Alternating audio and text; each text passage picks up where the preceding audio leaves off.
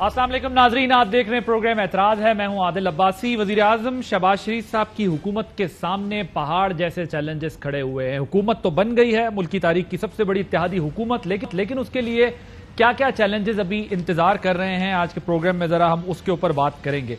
نئی حکومت کے آتے کے ساتھ ہی اسٹاک ایکسچینج میں بہتری آئی، ڈالر کی قیمت میں کمی کا رجحان رہا، لیکن جو مسئلہ ہے وہ ہے مہنگائی کو قابو میں کس طرح لائیں گے، یہ ایک چیلنج ہے۔ بجلی کی قیمت میں اضافہ ہو گیا ہے، پیٹرولیم قیمتوں میں بھی بڑے اضافے کی سفارش موجود ہے، لیکن وہ وزیر اعظم نے سمری مسترد کر دی ہے، کیونکہ ظاہر پچھلی حکومت جو گئی ہے اس پر یہی تنقید تھی کہ مہنگائی بڑھ رہی ہے بہت زیادہ، اور اپوزیشن جو تھی جو آج حکومت میں، اس کا یہی کہنا تھا کہ عوام تنگ آ گئے ہیں۔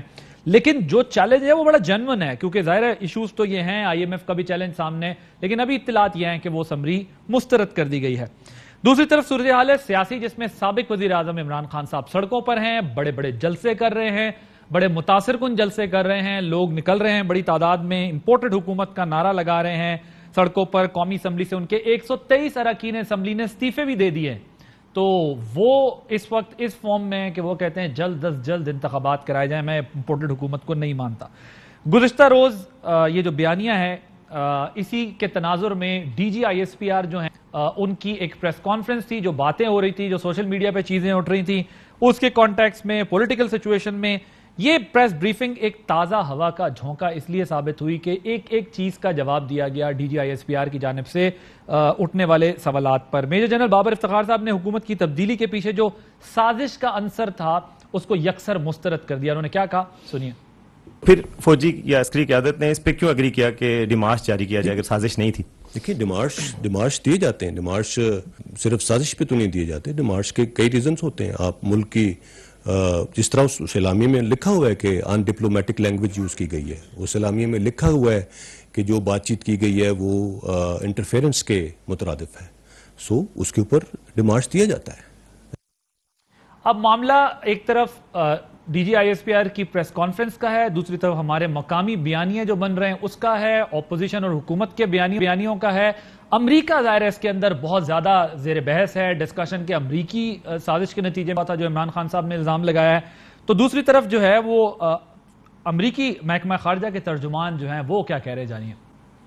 Pakistan's military spokesperson said that they had no evidence to suggest the United States had threatened or was involved in the conspiracy to seek the ouster of Imran Khan's government. We would agree with it. There is no truth whatsoever to the allegations that have been put forward. We support the peaceful upholding of constitutional and democratic principles. We do not support, whether it's in Pakistan or anywhere else around the world, one political party over another. We've congratulated Prime Minister Shehbaz Sharif on his election, and we look forward to working with him and his government.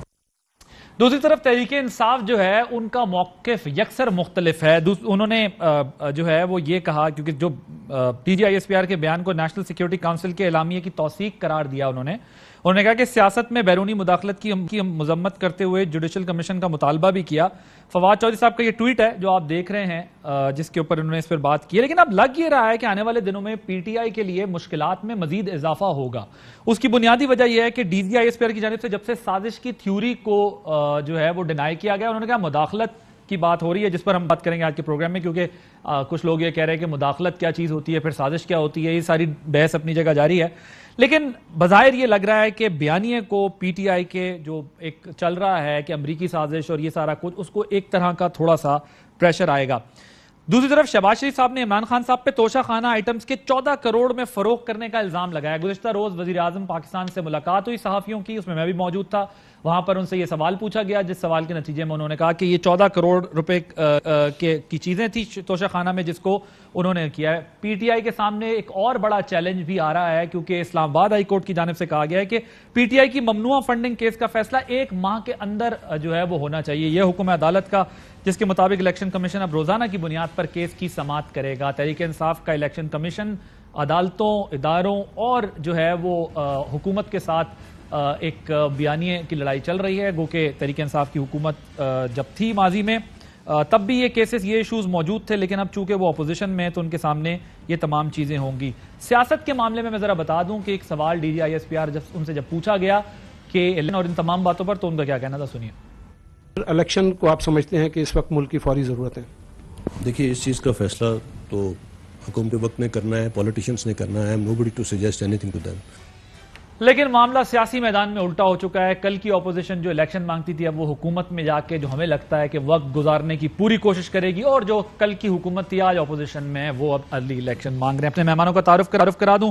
Studios میں ہمارے ساتھ موجود ہیں محسن شاہ نواز رانجھا صاحب, senior رہنما پاکستان مسلم لیگ نواز کے, thank you very much for joining us. Faisal Vawda صاحب, senior رہنما پاکستان تحریک انصاف کے. فیصل صاحب آپ کا بہت شکریہ. فیصل کریم کنڈی صاحب تھوڑی دیر میں ہمیں جوائن کریں گے, سینئر رہنما پاکستان پیپلز پارٹی کے. فیصل صاحب اہم ترین خبریں اب ایک کلک کی دوری پر.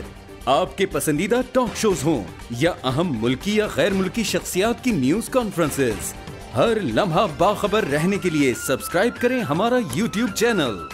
موسم کی صورتحال ہو یا کھیل کے میدان سے خبریں, اپنے موبائل فون سے ملکی اور بین الاقوامی اہم خبروں تک رسائی کے لیے ڈاؤن لوڈ کیجیے موبائل ایپ.